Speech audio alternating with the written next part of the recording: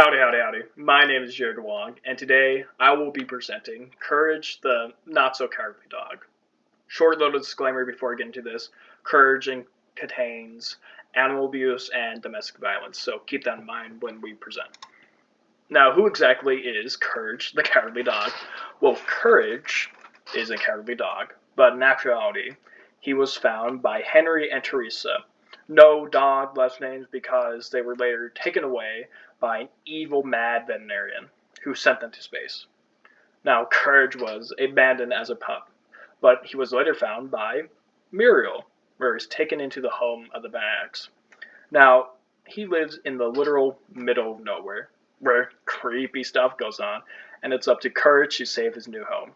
Courage lives with his loving and caring guardian, Muriel, and his physically and vocally abusive other guardian, Eustace Bag. These two characters work in tandem with one another to belittle and care for Courage. Sometimes even Eustace gets care for Courage, but that's not really seen as often. Courage also lives with his AI computer roommate that belittles Courage but also helps him out a bit.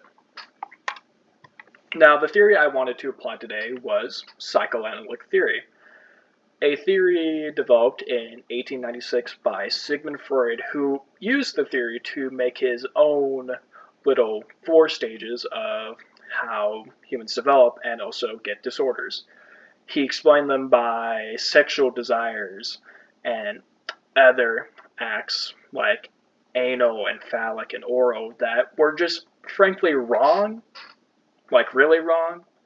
And so Erik Erikson, being the man he was, decided to say, you know what, I want to use psychoanalytic theory too. And he went out to make his 8 stages of human development, basically explaining away how human develops and also how their lives are affected by these 8 stages. Now, I'm only going to be talking about 5 of these theories because to include all 8 would be including Courage's lifespan from womb to tomb. Courage does not die in the show, nor does he ever get older than what I think and what others think is 18.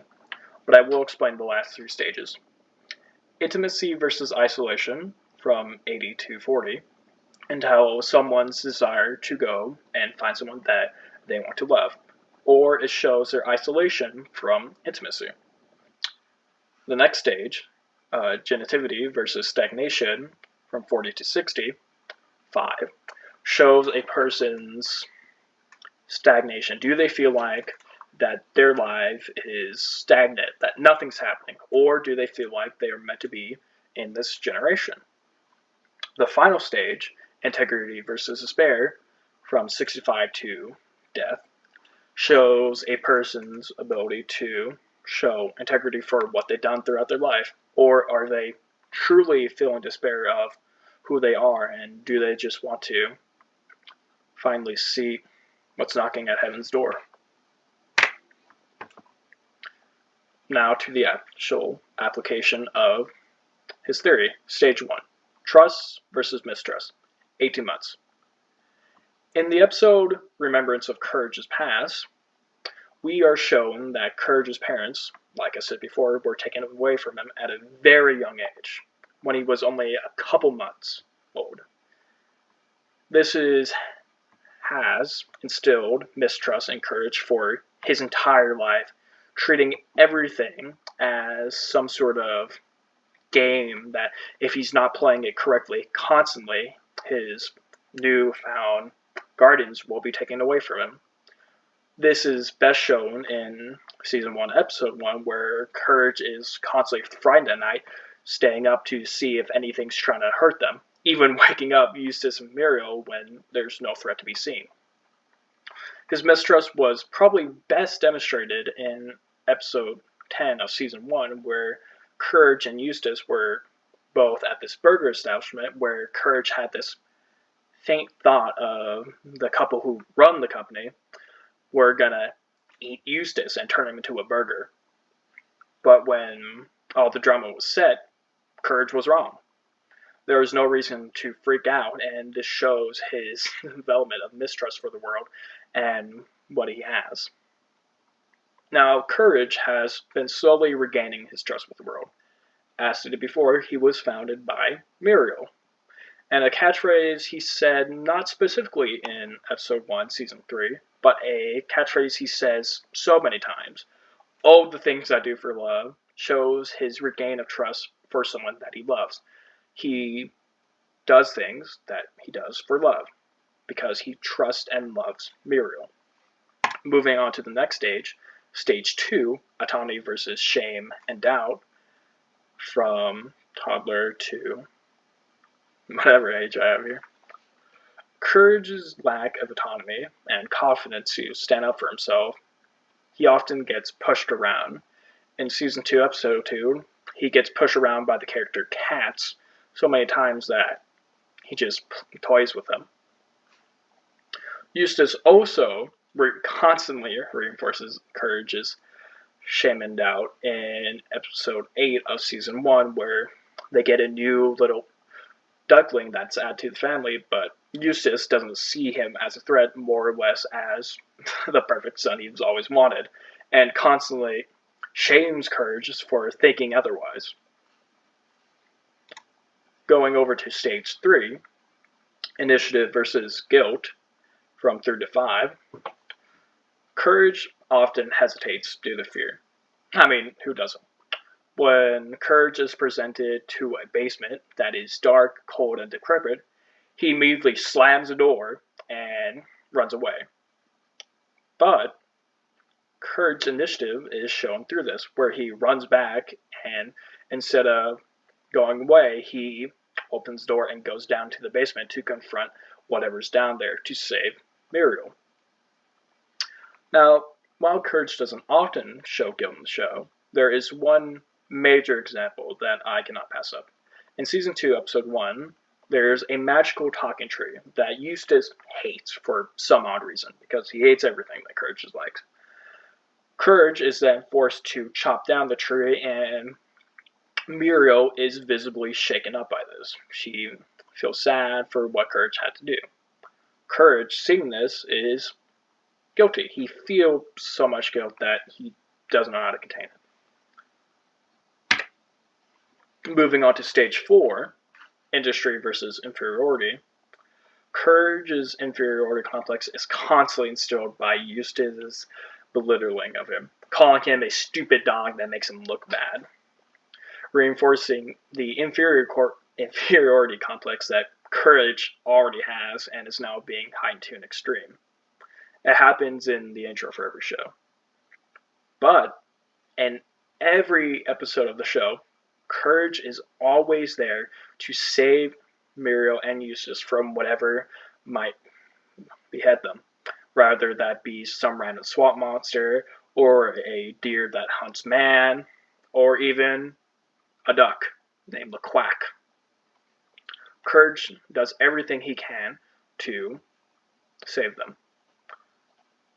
Now, Courage is forced to solve almost every problem, and it is most commonly shown in season 1, episode 13, where Muriel gets turned into a child and Courage has to take care of Muriel before he can throw her back into a tornado that turned her into a baby.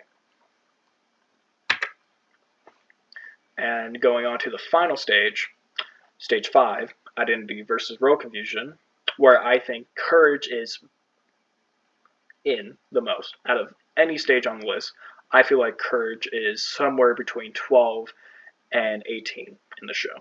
The reason why I think this is because there are 2 episodes that show Courage's identity and his role confusion. In the episode Courage versus Mecha Courage, Courage is faced with a new robot version of himself that can basically do everything better than he can. Courage, obviously being confused of who he is now, decides to leave the home of the bags and not come back, but then realizing, wait a second, this robot dog cannot take who I am. Courage is outstanding. He can survive almost anything. This robot dog can't. And so he goes back and challenges the robot dog to a duel. He's losing the fight for the most part, but he eventually outlasts the robot. And in the episode where I feel like Courage's identity / role confusion is challenged the most is in the episode Perfect, probably one of the most famous episodes, where Courage is struggling to do tasks he would be able to get good at, like helping Eustace fix his car or massage Muriel.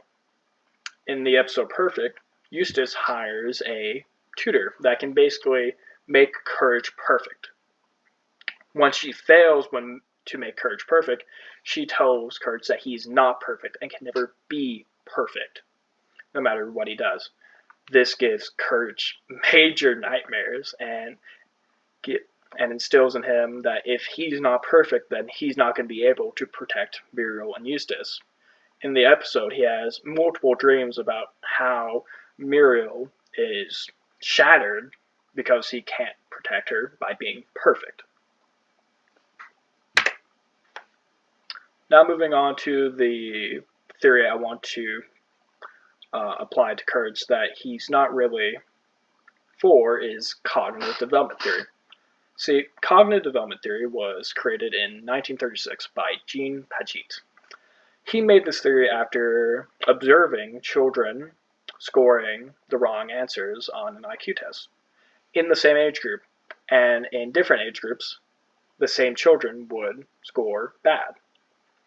So this is where he came up with the idea of cognitive development theory and not something like the 8 stages of human development, where he mainly focuses on cognitive things like intelligence and being able to recognize patterns instead of cultural and societal impacts that might go into a human's development.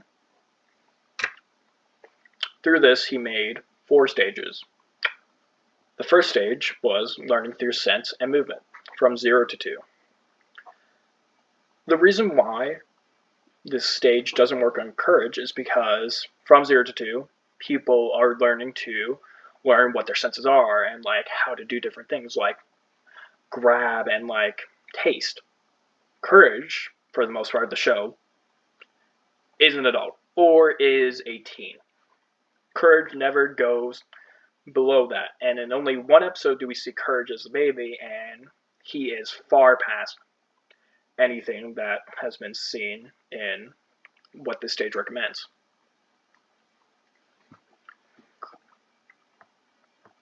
Courage's behavior is far more than anything learning when he already knows so much. Moving on to the second stage, pre-professional, basically imaginative and egocentric thought from 2 to 7, basically entails that when you're 2 to 7, you're going to be more egocentric, more or less thinking about yourself and like how to benefit yourself. While Courage is definitely imaginative, being able to physically turn into any monster he thinks will affect the bags, Courage is not egocentric at all. Throughout the show, we see one episode that demonstrates this better than anything else.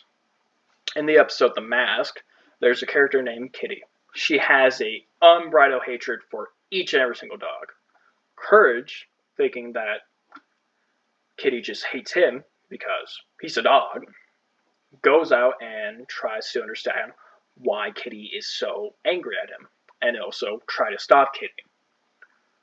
But then he learns of Bunny, Kitty's past lover, who is now dating a dog called Big Dog, who is not abusive per se, but also plants Bunny in the ground in a potted plant, which I would say is weird, but also abusive in the sense of the word. After Courage learns this, he doesn't think, oh, I should still hold a grudge over Kitty. He actually goes out and helps save Bunny from Mad Dog and reunite them. Kitty then learns that not all dogs are bad. Moving on to the third stage, concrete operational, basically going over logical thoughts from 7 to 11. Courage is never logical. Let's just get one thing straight. Courage is almost thinking on emotion and instinct. In the episode Demon in the Mattress, Muriel has been possessed by a demon in a mattress. And Courage's one thought is to try to save Muriel no matter what. He doesn't have any plan in doing so, and only tries to challenge the demon to a thumb war, which he loses, and is thrown back. But eventually Courage does save the day, with the help of his computer. Courage is acting to protect and save Muriel, a reactionary response that has been built up to this point of this episode. While this is only episode 3 of season 1, Courage has enough standing to understand that this is a threat and I need to fix it. And now moving on to the final stage, hypothetical and abstract thought. Courage does not think in hypotheticals, nor is he abstract. Courage's motivation is not spent working on if these villains deserve retribution for what they've done, or do they deserve justice for what they've done to Vera and Eustace. Courage's one motivation is to protect and save Muriel, and also Eustace, sensing an immediate threat and then taking action to go and protect Muriel. He is far from cognitive development theory. But cognitive development theory also just doesn't work as well as you may think, despite how recent the theory was made. See, the biggest limitation that I see, and also Xana Barker, a MSc in psychology, agrees that children cannot just be put into the strict boundaries of development. There are certain ideas to consider when understanding how a human develops, like cultural and social aspects of a child's cognitive development. Paget does not consider these options, and this is where the theory kind of falls flat. Another reason why the theory just doesn't work is how limiting it is. People still develop past adulthood. Surprising, I know. But the way the mind fully develops, like even after the age of 25, it is still going at it, making new personalities, making new behaviors, and it's just so many things that cognitive development theory just can't work on. Another reason, and a more or less personal reason why this doesn't work, is because Courage is not old. It's not young. For most people doing this presentation, their characters are probably pretty old and don't really have a backstory, like I was going through with my other classmates. Moving on, what do I think is optimal for Courage? What is the one problem facing Courage that is the single worst problem? While he has a multitude of problems, being one, paranoia, Stockholm Syndrome, and one of the most prevalent, post-traumatic stress disorder, Courage faces one disorder that probably takes reign over all the others: separation anxiety.